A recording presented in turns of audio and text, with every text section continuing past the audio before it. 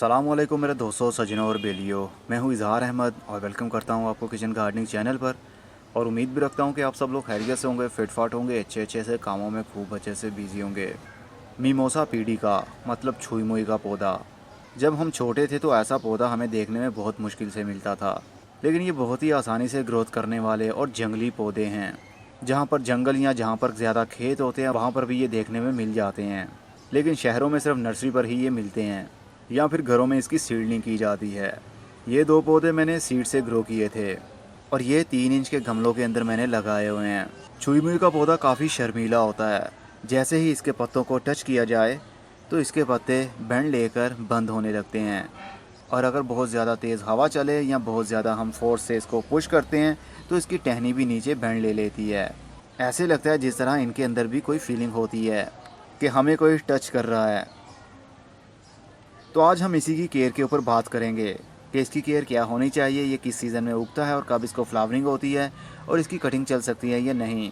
छुई मुई का पौधा सीड से भी ग्रो हो सकता है और कटिंग से भी ग्रो हो सकता है, लेकिन सबसे ज़्यादा आसानी से ये बीज से ही उगता है। इसके बीज गर्मी शुरू होने से पहले लगाए जाते हैं। 15 फरवरी से बहार के दिन शुरू होते हैं, तो तभी इसकी सीडलिंग भी की जा सकती है। वैसे तो पूरी गर्मियों के सीज़न में इसकी सीडलिंग किसी भी महीने में की जा सकती है, नवंबर के महीने से पहले पहले, क्योंकि जैसे ही सर्दी शुरू होती है तो इसके सारे पत्ते झड़ जाते हैं, सिर्फ टहनियाँ ही रहती हैं। लेकिन ये पौधा सीजनल नहीं होता, कई सालों तक आपके पास रह सकता है अगर आप इसको अच्छी केयर करते रहें तो।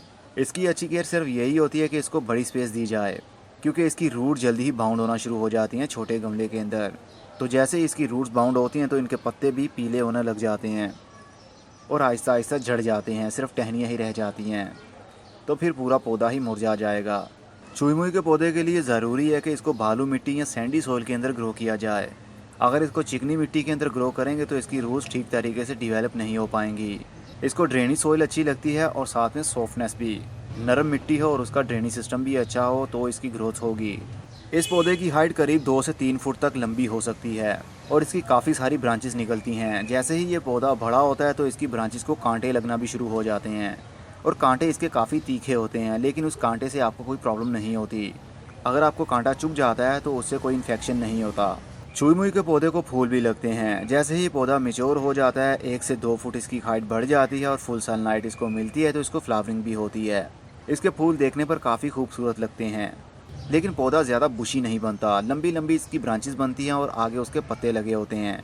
पीछे वाला जितना भी एरिया होता है ब्रांच का वो सारा एम्प्टी ही रहता है, इसलिए ये काफ़ी हद तक डी शेप भी हो जाता है। इसलिए इसकी ज़्यादा प्रूनिंग करते रहेंगे तो पौधा छोटे कद का रहेगा और ज़्यादा पत्ते निकलते रहेंगे। इस पौधे को फुल सनलाइट अच्छी लगती है। शेडी एरिया में इसकी ग्रोथ तो होगी लेकिन बहुत ही स्लो होगी और एक टाइम आएगा कि ये ख़त्म हो जाएगा। लेकिन इसको जितनी ज़्यादा धूप मिलेगी इस पौधे की ग्रोथ उतनी ही ज़्यादा होगी और इसको फ्लावरिंग भी ज़्यादा होगी। इस पौधे को अगर ज़्यादा पानी दें तो भी सर्वाइव करता है, कम पानी दें तो भी चलता रहता है।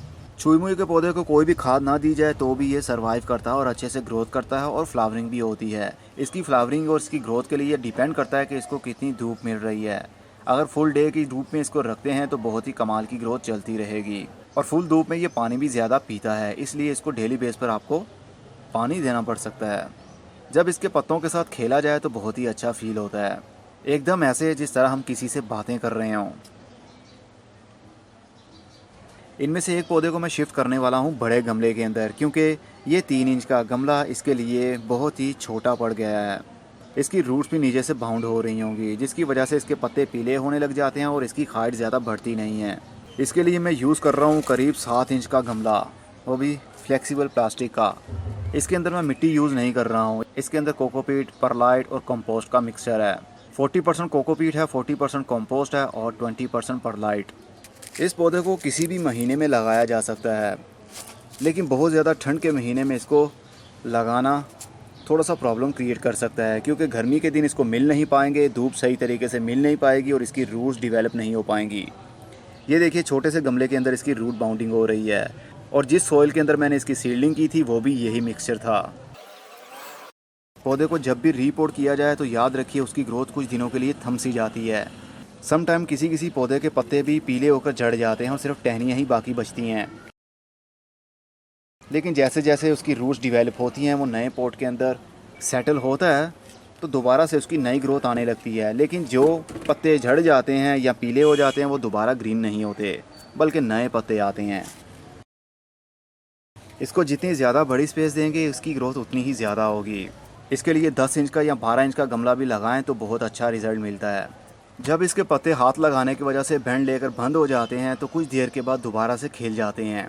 मानो 5 या 10 मिनट के अंदर ही दोबारा पत्ते खिलने लगते हैं, जिस तरह के ये वाले खिल रहे हैं। इस पौधे की कटिंग भी आप लगा सकते हैं, लेकिन यंगर शूट ही, जैसा कि आप देख रहे हैं। जो नई ब्रांच ऊपर वाली साइड पर ग्रोथ कर रही हो उसका 4 इंच का हिस्सा लीजिए या 6 इंच का भी ले सकते हैं। 3 इंच या 2 इंच मिट्टी के अंदर लगा दीजिए और बाकी एरिया मिट्टी से बाहर रहे।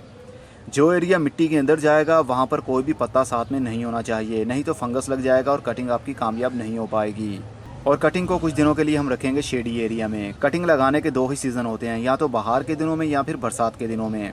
अब तो बाहर के दिन गुजर चुके हैं, बरसात के दिन आने वाले हैं। अगस्त की 15 तारीख को आप इसकी कटिंग लगा सकते हैं, क्योंकि तब बहुत ह्यूमिडिटी होती है, हवा में काफ़ी हद तक नमी होती है, जो नई ग्रोथ का बायस बनती है।